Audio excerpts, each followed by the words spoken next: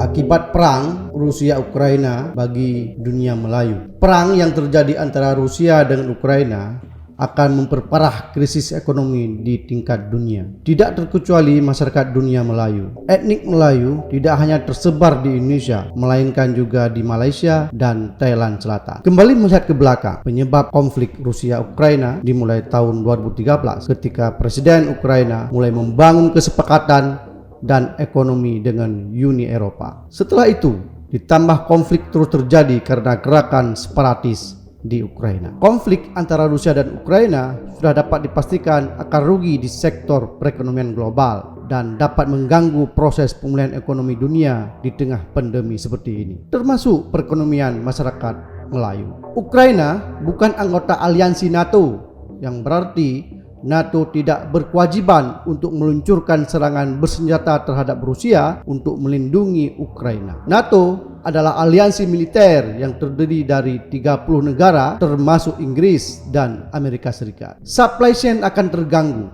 pertumbuhan ekonomi global terkontraksi, kondisinya akan lebih buruk. Demikian juga perekonomian masyarakat Melayu. Pemulihan ekonomi akan terganggu, apalagi di saat pandemi COVID-19 belum tanda-tanda reda. Dalam jangka pendek, dampak ketegangan antara Rusia dan Ukraina mulai dirasakan pasar saham, pasar keuangan, dan harga saham tak menentu. Singapura misalnya telah menyiapkan langkah-langkah tambahan untuk membantu rumah tangga mereka, pekerja, dan pembisnis guna menghadapi dampak yang lebih ekstrim dari akibat perang Rusia-Ukraina. Krisis ekonomi, terutama masyarakat Melayu akibat perang Rusia-Ukraina, harus direspon dengan cermat dan hati-hati karena biasanya perang memiliki dampak domino bagi negara-negara lain. Perang Rusia-Ukraina telah mengaburkan prospek ekonomi negara-negara Melayu. Tekanan inflasi kemungkinan akan meningkat bila perang Rusia-Ukraina terus berlanjut. Artinya,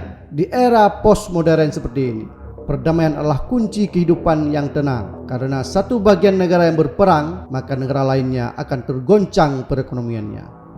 Begitu juga dengan masyarakat Melayu, pasti perekonomiannya terganggu akibat perang Rusia-Ukraina. Jika video ini bermanfaat untuk Anda, silakan subscribe, like, dan nyalakan loncengnya.